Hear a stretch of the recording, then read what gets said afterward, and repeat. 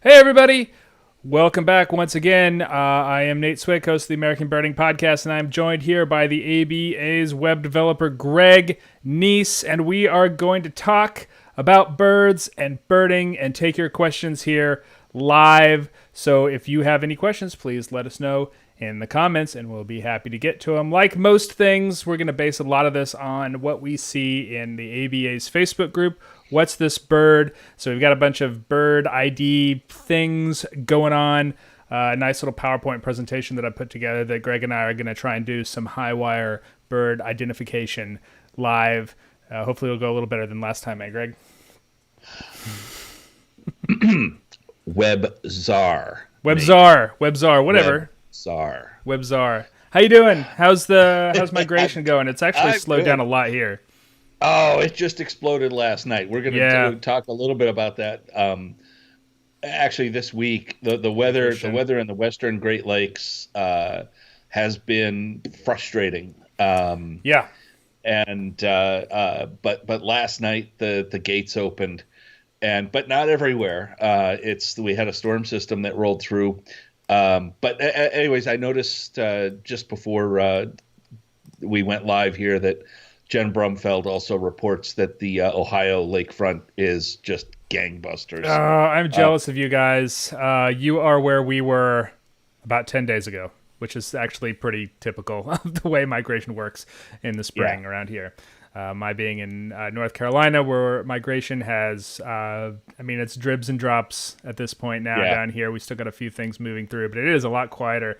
I went for a walk with my family this morning around the military park, which is a national park property here in Greensboro, and there are a few things around, singing wood thrushes, black-throated blues still moving through, but it's mostly the breeders now. There's not a lot else going on.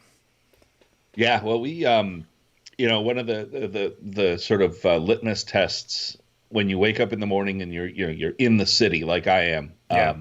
or very well known birder in Chicago, Bob Hughes, who lives in a courtyard building, one of the big gray stone courtyard buildings with a lot of apartments in them. If you hear birds singing in your yard, migrants singing in your yard, get out and bird. Yeah. And this morning there was a red-eyed vireo in my yard. No big deal, but that bird doesn't breed anywhere near here, and it wasn't It's got to and be it moving wasn't there somewhere, right? Yeah. and it wasn't there yesterday. Yeah. I want to make a shout out here to Christian Hagenlocker. I don't know if y'all are out there following what's going on. He created a group. It's sort of a virtual bird festival thing that's going on. It's called Let's Go Birding from Home, or Let's Bird Together from Home. You can find it on Facebook, and it's been a really kind of a neat little group with a virtual festival thing going on. There's about a lot of programs and people doing virtual bird walks, very brief things on where they're birding. I did one the other day. And I know that we put this talk on the schedule. So Christian, if you're watching, feel free to share this in that group because I forgot to do that. Or I could do that when Greg starts talking about migration, which he's going to here in just a little bit. Shall we jump right into it, Greg? Hello. Sure. All right. So you were looking at some maps that Greg sent to me. Is that Greg, what are we looking for? okay? So on the left, what we've got here, and I have to open this up myself. So this is from Wednesday night, and you'll notice across from the Missouri state line, the north border of Missouri, across central Illinois, across central Indiana, and across southern Ohio, there's this gap in migrating birds. And what happened was the night before, right where the heaviest blobs of blue migrating birds are at the southern tip of Illinois, there was a narrow band of storms that pushed through there the night before and shut down migration right at that point. And all these birds piled up and stopped right there in extreme western Kentucky, southern Illinois, parts of Tennessee, right there. But the birds to the north of this narrow band of storms they went up and they were going. So this first on the left, this first radar shot is from basically after liftoff. It's around 10 p.m. And you'll see that there's nothing moving because they all went the night before and nothing replaced them because of the storms blocking the inward flow. By about 5 hours later, which is the radar shot on the right, you'll notice that that's all filled in, and those birds have moved north, and to the south, the same thing has happened. There's not much movement. All those birds have. So basically, it's a way of visualizing moving. You can see how the birds are moving north. And in the Illinois group, and I can't look at it right now, but one of our members did a time lapse of 5 days worth of this, and it's really spectacular. You can see it.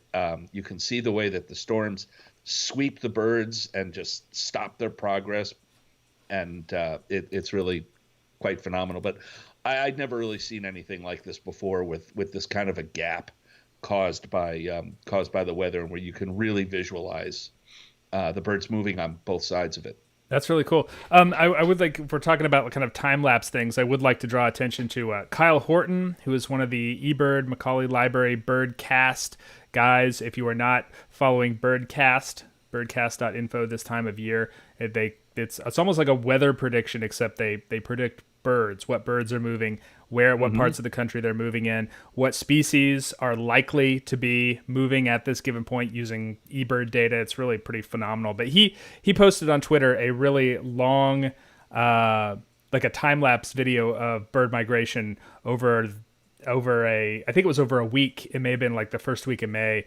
But it was really neat. I love watching those blooms pop up like across the continent as you see sundown happen across the continent. Obviously it happens first in the east, and so the bloom kind of sweeps from east to west and then sweeps the next night and then sweeps over. It's really kind of fascinating stuff. So check that out if you have an opportunity to do so. I think we at the ABA Twitter feed, I used it, and I highlighted it last week. And I think I'm gonna, let's see here if I can find this really quickly. Here we go. I'm going to share the link. What are we sharing here? Yeah, I'm going to share the link in the Illinois. I've got a watch party going, and I'm going to share that link. Sure. And Christian Hagenlocker asked, does it cover the Western U.S.? Yeah. I mean, obviously, migration is stronger in the East than it is in the West.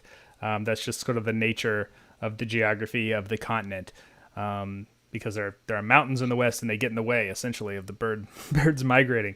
But so the thing that Kyle Horton shared was United States. Unfortunately, because they don't have the Doppler radar, it's a U.S. government program, so it doesn't go up into Canada, but you can sort of imagine it, the same thing going on in Canada as well. But yeah, it does go all the way coast to coast. And while the migration is not as strong in the West, especially the interior West, kind of the Great Basin, Rocky Mountains area, there is something going on there, and it's still pretty neat. Absolutely, and we've discussed. I mean, it's East and West it's a totally different ball game. It's migration is different. It's just, well, not rehash that conversation, but it's a rehab that conversation. But it's a totally different ball game, East and West. Yeah. All right.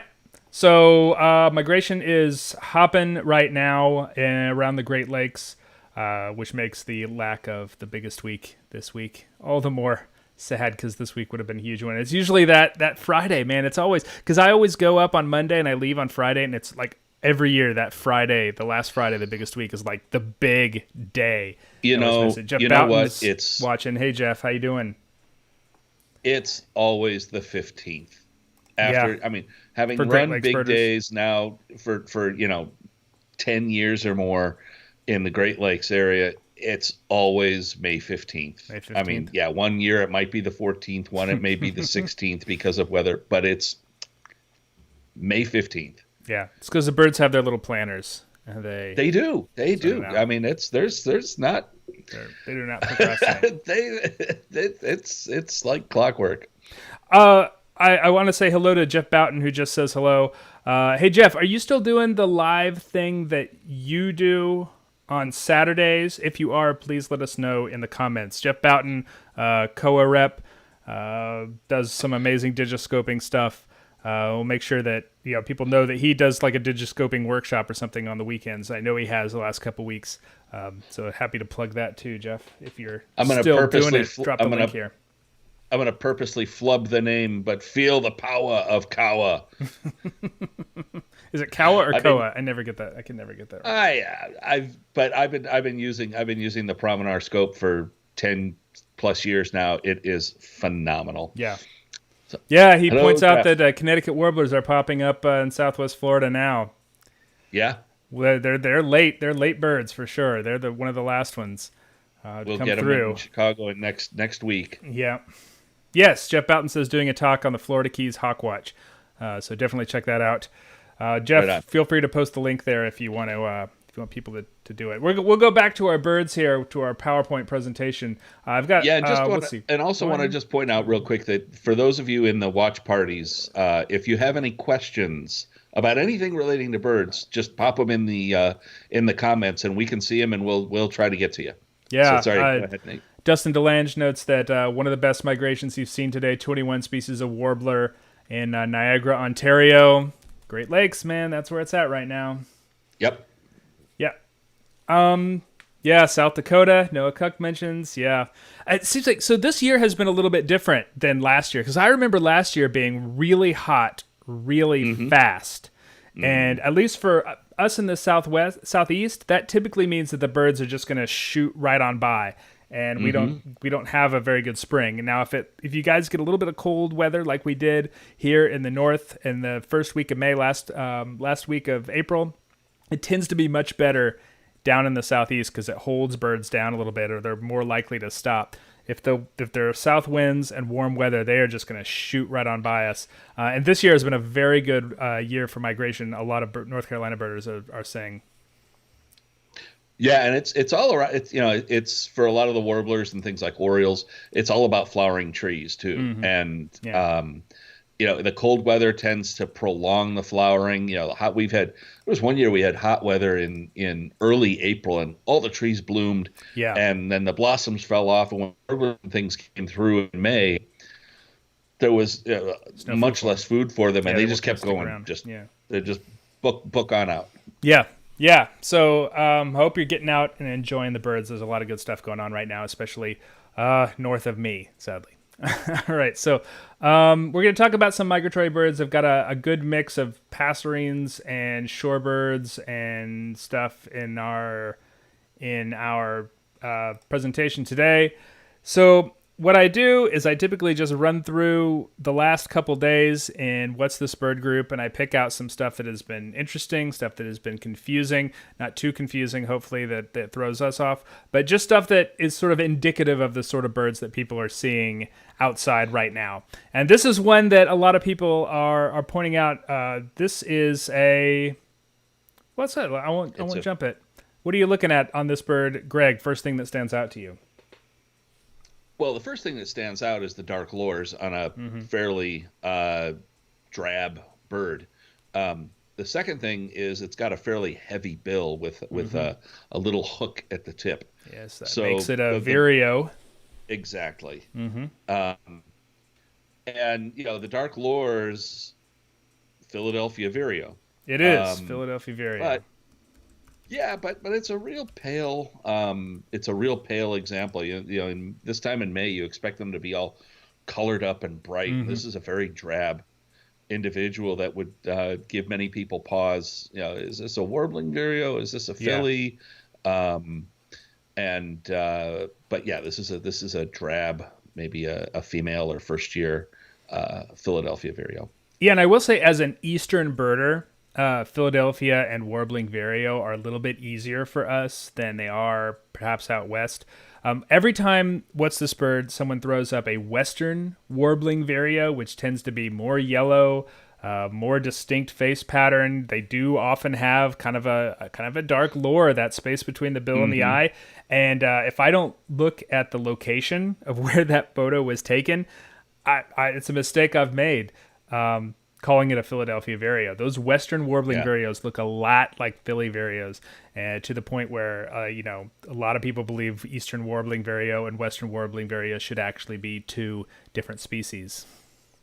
Okay, so now I'm waiting for Tom Johnson to pop in here and tell us we got it wrong. um, all right. Thanks, Tom. Yeah. All right, here's another one. This is a bird that people will be seeing out in the West right now. This was a photo taken yesterday from Saskatoon, Saskatchewan. Shout out to our Canadian followers and friends. So what we're looking at here is a big shorebird. Heavy bill, heavy body, thick legs. So only one kind of big shorebird. Well, there's a lot of big shorebirds moving through the Great Plains right now that you might potentially see in Saskatoon, South Saskatchewan. But this one is what we would call, this is a willet. Yes. And it's the only big gray shorebird like that with that doesn't have yellow legs. Yeah. Well, no, and that's actually, as soon as I say that, I'm correcting myself, because in the fall, and even in the spring, Hudsonian godwit is very gray looking. But doesn't their have legs though.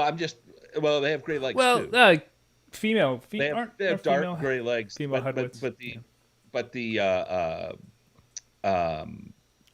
but that stout bill. Godwits have a very different bill, obviously.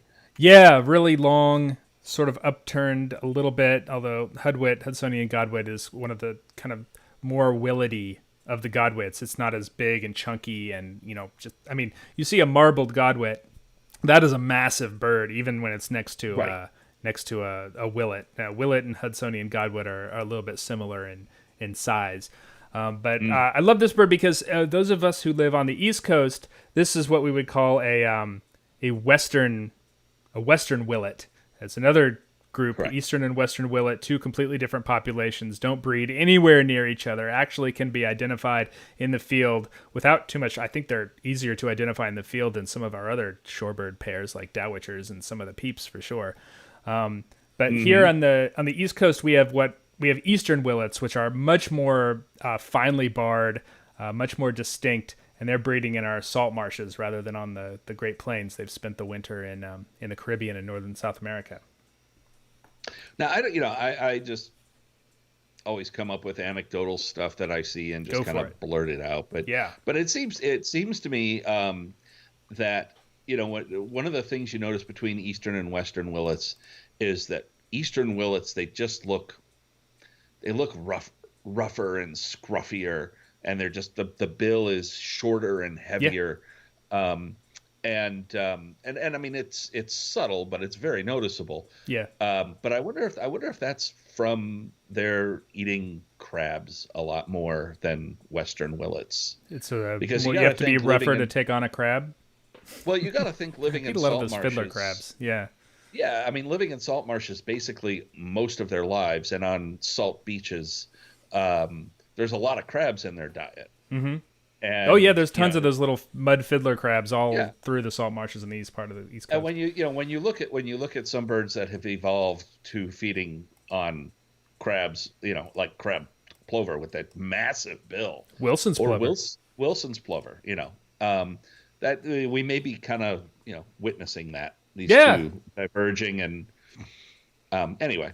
Yeah, I mean, I definitely think so. When I see them, so there are in the spring and the fall, frequently we get both of them on the beaches here in North Carolina, because the eastern willets are our nesting birds, the western willets are our wintering birds, and they overlap briefly, especially briefly in the spring, a little bit more in the fall, and then into like November. By November, most of the eastern willets are gone, but they rougher is a good way to put it. I usually think of it the other way. The western willets are sort of more elegant, like they're sort of longer bodied, longer legged, longer billed. They're kind of more, I don't know. And the easterns are chunky and rough. If you look at pictures of eastern willets, you go through like the Macaulay Library and look at pictures of eastern willets. They all look like they just walked out of a bar fight in Philly or something. I mean, they're just like.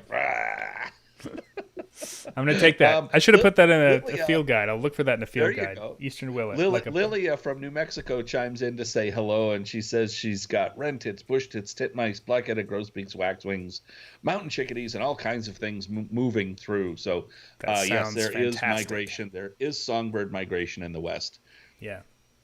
It's more localized, it feels like. You get those little those migrant traps, especially in Arizona and New Mexico, where there's oases. Anytime there's water, you're likely to attract a lot of birds in those places.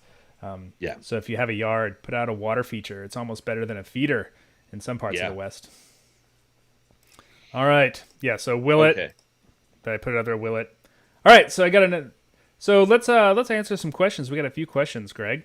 Okay. Trevor Slavic asks, what would you say is the best complement hobby to birding? He thinks herping pairs well with it. Boy, all hobbies complement birding, I think. He's talking about outside hobbies, but I know a lot of birders and musicians. I know birders and foodies. I know birders and beer drinkers. Anything. Yeah, but I think I get the gist of what he's asking. I know what he's asking. I'm sorry. I think the answer is oding. That is looking for dragonflies in summer. And so when things die down and you've got the June, July, and August where birds are breeding, there's not a whole lot moving except for shorebirds. You go out and the dragonflies are everywhere, and dragonflies are fascinating, and you can watch them with your binoculars and photograph them with your telephoto lenses. And it's truly fascinating, and butterflies as well. But I would agree with Trevor's thing that herping is not bad as well, as a sort of armchair herper as well. I will say that, especially in the spring, especially when you have kind of a chilly morning, when the birding tends to fall off around 10:45, 11 o'clock, that's when the snakes and lizards are actually starting to come out and get really active. So it does sort of fit very well. Thank you, Jeff, for putting your webinar on there. Check that out if you guys are interested. Unless you're in places like Northern Illinois, Wisconsin, Michigan, where you've got garter snakes. Yeah. You've got garter snakes and garter snakes, and if you see something other than a garter snake, you're like, whoa! It's not a garter snake. Although, up around Ohio and the shores of Lake Erie, they have those really cool, like, all black garter snakes. I found one of those last year when I was at the biggest week. There are some pockets that some places where you can go herping, I did want to touch on a question that back at the beginning that Chris Ortega asked. He mentioned it when I first announced about a while ago that we were going to do this, and he and I may have to pull this up somewhere, but he asked about terms and how to learn about flight patterns, like how birds fly and the terms that we use to refer to those things. Specifically, here's an example: undulating. Right, so he says that he only learned that undulating was a word only a few days ago, right? And so undulating is a way undulating? Undulating, whatever. It's like merganser, and pileated. But, it's a term that we use to describe birds that kind of do that flat glide with the bouncing flight. Yeah. Whether or not there's like a special resource for that sort of thing, I'm not sure. Most of that stuff when we describe how birds fly is very subjective. I'm sure somewhere sometimes that there is. Yeah, I know that in one of our blog posts, search this up, we did somewhere have a post about birding jargon, but it might be a good time to revisit that to just come up with a comprehensive dictionary of birder jargon. Dictionary of birder jargon for things like undulating and lures and in my experience, birder jargon comes in two varieties. There's sort of the scientific jargon, which actually has an objective definition, things like supercilium or tertials or coverts, those things that a novice birder undulating. It's things that a novice birder might not immediately recognize, but are useful terms to know in the birding community. But on the other hand, they're also kind of jargony and difficult to it maybe kind of keep people away. But you can find other ways to describe them, like why use supercilium when you can use eyebrow or something like that, or bouncing, as you said, for undulation. Right. Then Then there's other terms like gripped and yeah, there's that stuff, and there are terms like how we use to describe ways that birds fly, like I'm trying to think of what, like buoyant, right? What does buoyant mean when you describe a bird flying? Like I can see like a black tern or a Mississippi kite or some other bird that I would describe as sort of buoyant in my head. Or a northern harrier. Yeah, but that's not necessarily something a novice birder would recognize. Common nighthawk is another buoyant flyer. Buoyant. And when I think of it, it's like when they flap their wings, their body kind of bounces with each flap. That's what I think. That's buoyant to me. But it's not intuitive. But and it's they kind of look more than effortless. It's like they're just riding on little pillows of air that we can't even see. That we can't see. To your point that we perhaps need a dictionary for these sorts of things. Yeah. Right. I guess we do, right? All right. Hope that didn't answer your question at all, Chris. I apologize for that tangent that Greg just went on. All right, let's go back to some birds. Okay, How about this one from Blairstown, New Jersey, taken this morning, evidently. This is one of the most misidentified birds that we get in What's This Bird? Absolutely, and, we see it frequently. It is right up there with, well, there's a lot of them. Well, Nate, the first thing you're noticing here is, of course, the yellow throat and the yellow underside. Mm-hmm. It's got a long, big tail. It's got a long tail, and it's just kind of otherwise kind of drab, olivey, brown. But one thing to notice is it's got big pink feet. Yeah. It's got big feet. And this is a common yellow throat. It is indeed a common yellow throat. Yeah. Yeah, I mean, the males are unmistakable in breeding plumage. Exactly. But the bandito mask. Yeah. But these female birds do tend to throw some people sometimes, and I think that there's really no other bird that has that similar very lanky, long shape among warblers. I always think of that as super distinctive. And they have a bright yellow throat. There's a reason they call them common yellow throat. So yeah, and that yellow sort of does end around the breast as it does on this bird does, and then it gets kind of olivey throughout. But yeah, I mean, habitat, behavior, those are all real important. If we could see a side view of this bird also, we've noticed that it's got kind of a brownish wash on the flanks, which is usually diagnostic. Yeah, and kind of a chunky bill, kind of a big-billed warbler as well. To our point about bird terminology and flight types, Robert Mulvihill, I apologize for stretching that out, notes that David Sibley's new book, What It's Like to Be a Bird, has a good section on that sort of thing. So good to know. I'm actually talking to David Sibley next week for the podcast, in a podcast episode in early June. Look out for that. Tell him we're just going to lift that section wholesale and publish it. Right on, straight out. I've got the PDF because I didn't get the actual book, so it'll be very easy. Come at us, David. That's ready. Right. It does say Knopf like across the entire thing. So,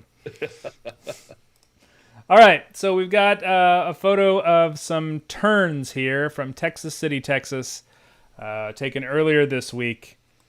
Not just one bird, two birds. Because you know what's coming, Greg. One good turn deserves another. I don't know why you think this is funny. No. It's not funny. I don't know why you keep doing it. It's not funny. Anyway. Nobody's laughing. Nobody's laughing. No, I'm killing it. I can't tell, but I know I am in my head, in my heart.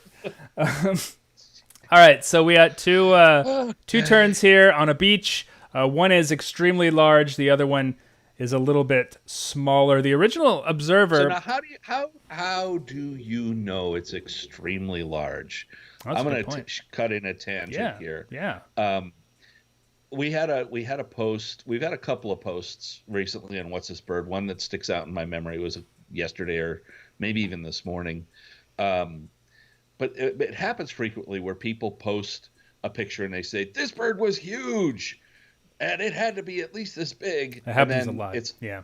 easily and obviously identifiable, and But it's not a it's big nowhere bird. near as big as Yeah. they thought it was. Yeah, And and it and happens all I the admit that time. I said that one is very big because I actually know the identity of this bird. Right. So, and then I know it's a big tern. But yeah, it's a very It's a good point, big, Greg. yes, Yeah, yes, but you wouldn't, yeah. I mean, it's there's nothing on the beach to give us a good indication of size except for fair the birds point. themselves. Yes. And once we know what they are, then we know how big they Yes, are. that's true. And instead of saying large and small, I should say larger and smaller. So Yeah. let's start with the larger terns. The things that I'm looking for there is that kind of love that shaggy crest, that big, very curved, banana shaped bill. So there's only a couple, birds in North America that are sort of like that, and one of them is what this bird is, which is a royal tern, and the other one is Caspian tern. But if you're on a beach, I usually think royal. Royal terns like beaches. Caspian terns not all as frequently on a beach, and also that very curved bill, the sort of the banana shaped. That's more royal, whereas a Caspian is like a carrot, right? It's more kind of symmetrical top to bottom. And it doesn't have the shaggy crest, or at least it's not as much of a shaggy crest. Well, the Caspian tern's going to have a blood red bill. Yes. I mean, it's not orange; it's blood red. Yeah. And it has a black tip, a very small but very noticeable black. In a tip. photo like this, you'd be able to see that. Yeah. You definitely would. A Caspian tern, if it was on this beach, would actually be bigger. It would be 25% larger than the royal tern. They are massive. They are massive, and when you see them perched, they are. I mean, they're bigger than a lot of gulls. They're the same size as a ring-billed gull, and I have a photo of one of Illinois' few records of royal terns standing in between two Caspian terns, and it's like, it's 25% shorter. Yeah, I've had both Jeff Boughton and Nick Lund at the Birdist have pointed out why are these not elegant terns. Well, and to that I'm going to say, because they're in Texas City, Texas. I don't want to do that.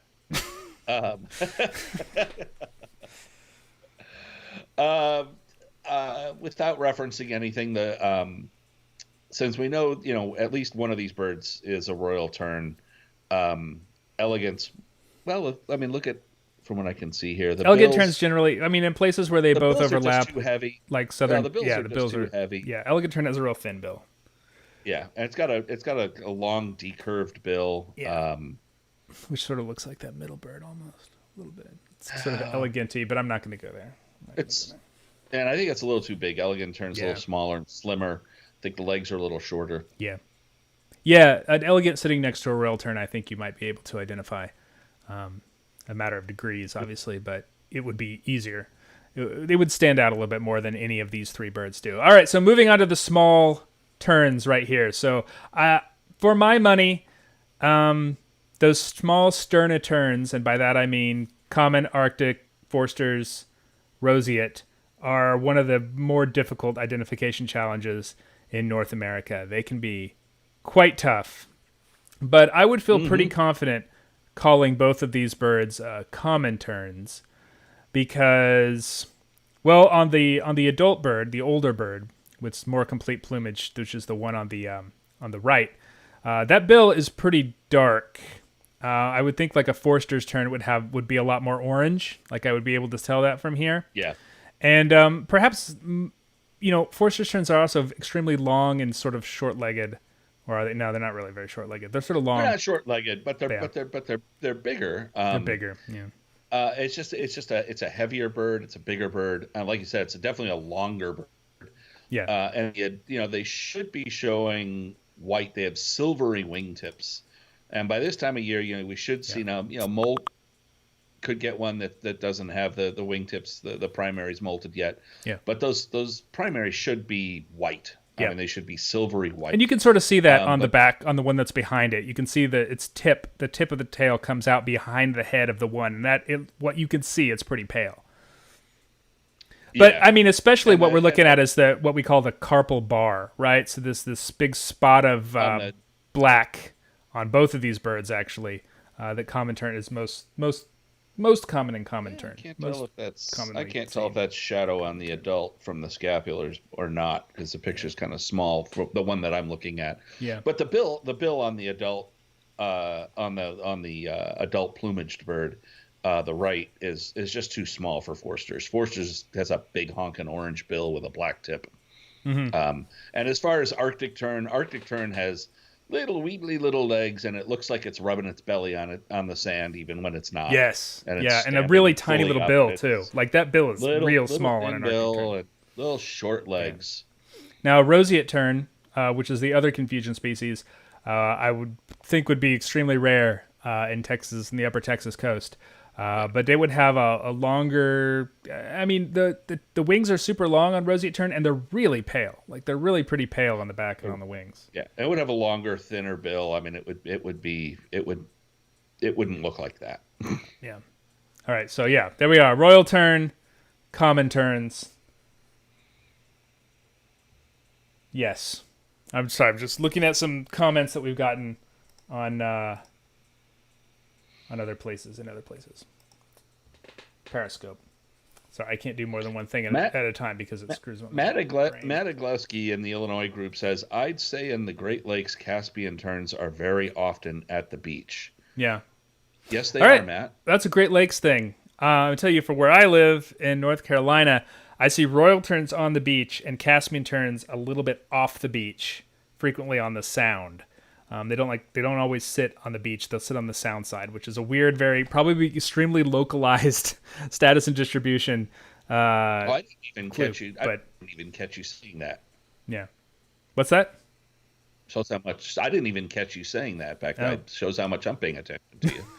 All right, we got one more before we say goodbye or we start taking questions. The bird asks, isn't gold-billed tern a confusion too? Gold-billed tern, man, that's an interesting bird. They are bigger than royal tern, so a gold-billed tern will be a little bit bigger, real chunky, and like a real thick bill, and real pale. They're super pale. They're like ghosts almost. Yeah. I don't know. They're real distinctive. Whenever I see one, it's like it really stands out to me. It's not something I would confuse for like a sterna bird. But that's a good point, and we're talking about crab crushing bills. There's your crab crushing tern, your gold-billed tern. Yep.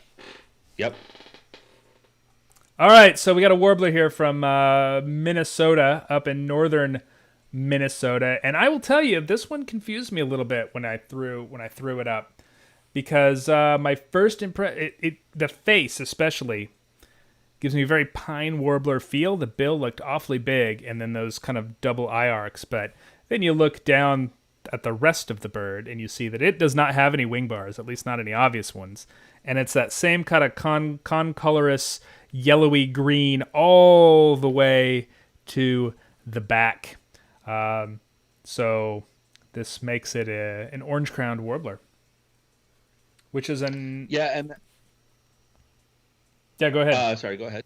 No, I got nothing. Go. Oh, I was just, the like you said, the overall greenish color, and at least in my experience, when a pine warbler in this kind of drab plumage, and they're extremely variable, for one thing, they don't tend to show a dark line through the eye with a split eye ring. They have more spectacled look. That's true. Again, this is all variable. We're talking in kind of generic terms, or generous terms here. But the general, generic, generous. But that gray wash, all those terms. That gray wash on the back of the head of an overall greenish bird like that. Yeah. Tends to that's orange crowned. Whereas if this bird were a pine warbler, that grayish wash on the back side of the head there would be yellowish. Yeah. Rather than grayish like that. Yeah, and I'll tell you what. It would be a little more can find. Yeah, and I usually sort of like my gut is usually pretty good. I think what really threw me off on this one is that the bill looks awfully large and kind of hefty for an orange-billed Well, bird in this image. I was just going to point out that structure is always one of your best friends. Yeah. And this bird has a rather thin, sharply pointed bill. Yes. But it's obscured or out of focus or something is going. Look, there's a branch. We can see it. There's a branch coming along. Yeah, there's like actually a very thin tree that's face. between the observer and the bird. Yeah. And looking at this again, the gray wash on that bird's side of that bird's head could be part of the branch. Yeah. That's out of focus. Yeah. That also is kind of, as a matter of fact, as I look at it more, I think that the gray wash on the back of that bird's head is mostly the branch. You can see it. Yeah. And the branch in the foreground is obscuring the tip of the bill. Yeah. Which, I mean, this is like we say on every time we do this. Identifying single images of birds is way harder than identifying them in the field. It can be real tough. Yeah. And the sort of things that would trip you up on a single image are probably things that you would not even notice if you were observing this bird out in the field.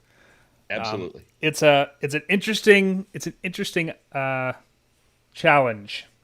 It's a new skill. I mean, it's a completely new skill. And we were talking about this in a ABA meeting not too long ago.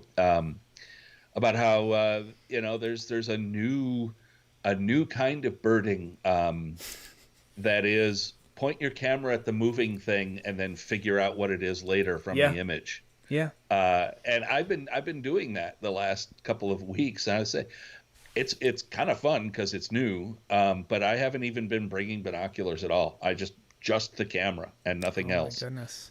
Just to see how it. I know. I'm not a birder anymore.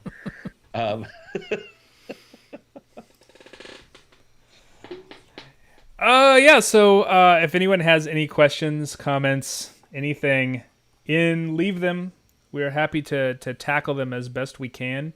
Let us know what you think, and if you enjoy these sorts of programs brought to you by the American Birding Association, one thing you can do to support the ABA is to join.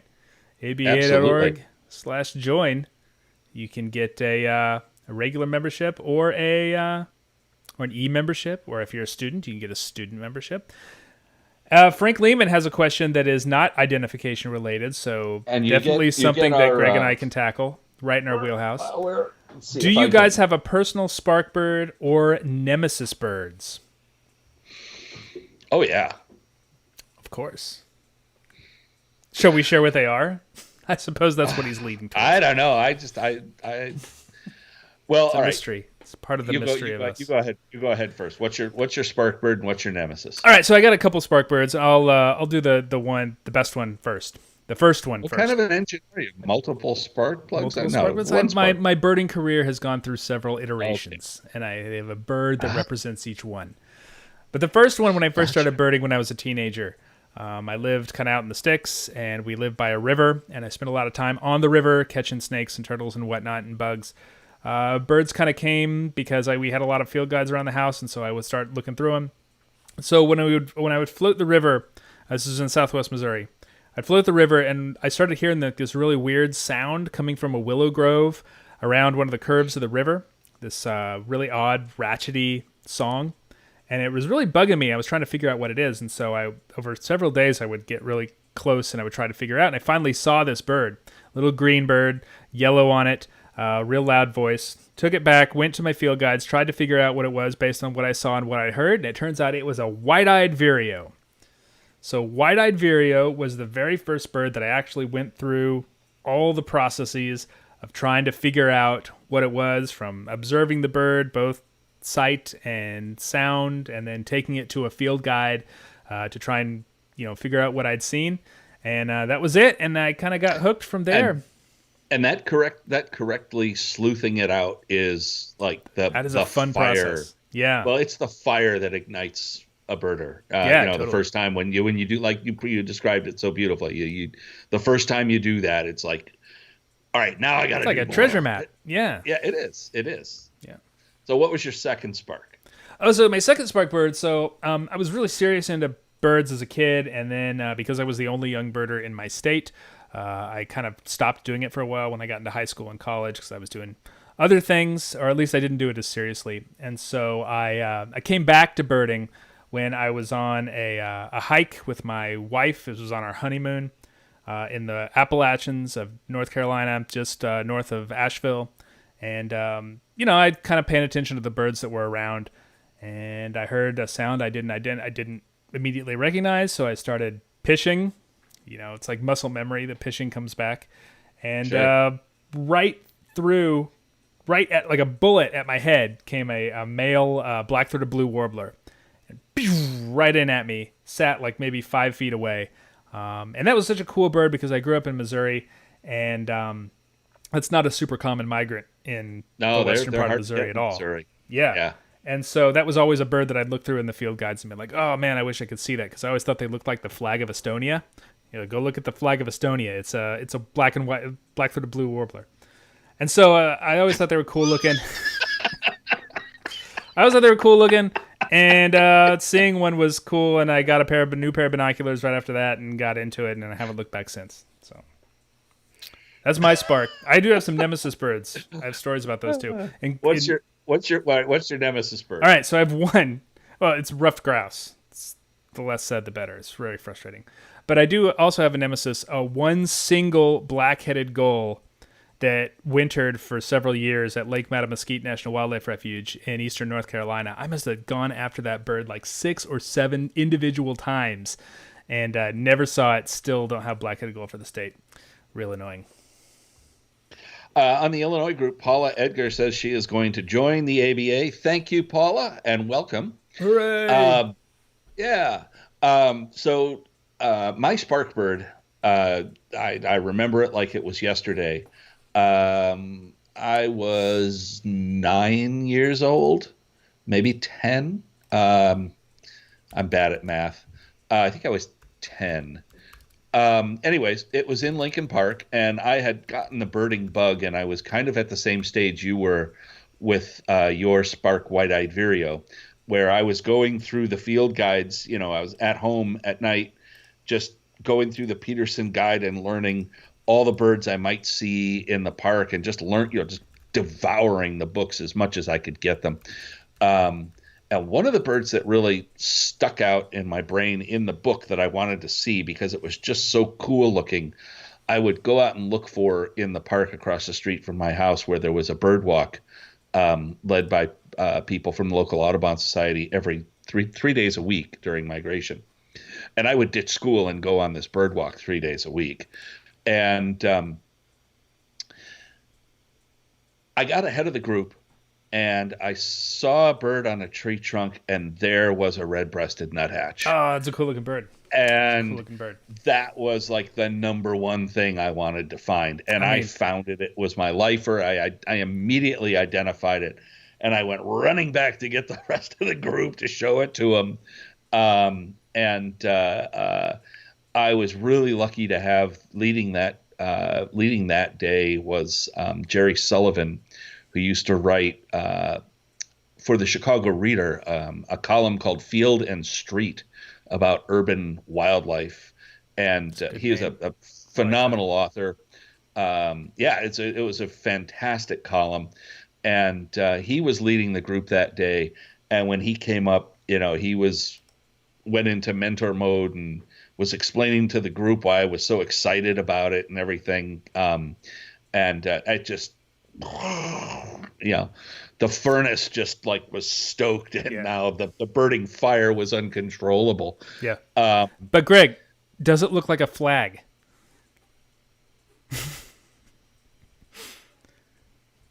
So my nemesis. I thought the video had frozen up there for a second. Nicely done. My nemesis bird now is easy. I've had several over the years. Those tend to pile up. But one by one I've knocked them down. And there's only 2 breeding birds in Illinois that I have not seen. And one of them is very rare. It's next to impossible to get, and that is black rail. Yeah. And The other is a bird that's extremely local. It also vagrates around the state, and it turns out that I kind of discovered one on Facebook. Somebody had a non-birder, had photographed at their feeder. Um, and I found out who the bird was and managed to get permission for another birder to go look at it. And then I was going to go the next morning, but it was gone. And that is painted bunting. And I've seen painted buntings in other states lots of times, but I have searched or tried for painted bunting in Illinois countless times over 45 years and have not yet seen one. Well, they're coming. I'm sure they're on their way. That's a bird that when I was growing up in Southwest Missouri, like wasn't there, but now they're like breeding all over Southwest Missouri. I mean, they're local, but yeah, they're not hard to find. And I think they're being seen as far north as like Columbia and St. Louis these days, with some frequency. Yeah, and Jackie Treehorn in the Illinois group. Nice name there, Jackie. Jackie Treehorn points out that there was a black rail at Montrose in the hedge about 20 years ago. And yes, actually, I know about that bird. I didn't get that bird. And that was Jim Landing, I believe, who found that. And he said it was at the base of a tree all day, and he sat there all day long and kept picnickers away from that tree, and got several birders on that bird. There was also a bird a couple of years ago that was in the one of the swales at Montrose Beach for a week calling, but that was news of that bird was kept under wraps, and I didn't find out about it until it was gone. Kind of mixed reviews on what that accomplished in terms of the birding community, but we'll let that one lie. But yeah, it's an extremely tough bird to get in the Midwest. Yeah. You're talking black rail, right? Talking black rail. Yeah. They breed here in North Carolina on the central coast in the Spartina marshes, and they are increasingly difficult because sea level rise is eating away at the marshes. And, the difference between a place where a black rail can nest and a place that they no longer, or a place that a black rail will nest and a place that they can no longer can nest is like an inch and a half, right? I mean, it's tight. And, it's not good. That's a bird that in my state, has been declining a lot. So on a happier note, if anyone has any questions or comments, please let us know. We'd be happy to take your bird questions. I'm trying to keep up. We've got this in a lot of different places. We are live on YouTube. We are live on Twitter via Periscope. We are on Facebook Live on the What's This Bird group. So I'm trying to keep up. If I miss your questions or anything, I apologize. I'm trying to watch on all of them. But I think we're pretty well caught up, Greg. Yeah, I think so. So I will make one note. If you want to join the ABA and help support these sorts of things that Greg and I do, aba.org/join. But I was going to point out. Yeah, the deals, the special deals. Well, no, before you get past the join part. Yeah. When you do join, you will get our flagship magazine, Birding, which I have a copy right here and stick it in. Here's this is an old one. This is the December issue. Is that the current one? No, that's not the current one. August 19, 2019, and this is from April 2019. I have them hanging around on my desk. Yeah, so you get our flagship magazine, which is fantastic. And if you are a member and have subscribed to it, some of you will find this exciting. Look what's coming your way. Oh, North American Birds, y'all. Finally, at long last. It's talk about fire rekindled. Yeah. Michael Redder is the editor now, and it's going to be great. All the what do they call them?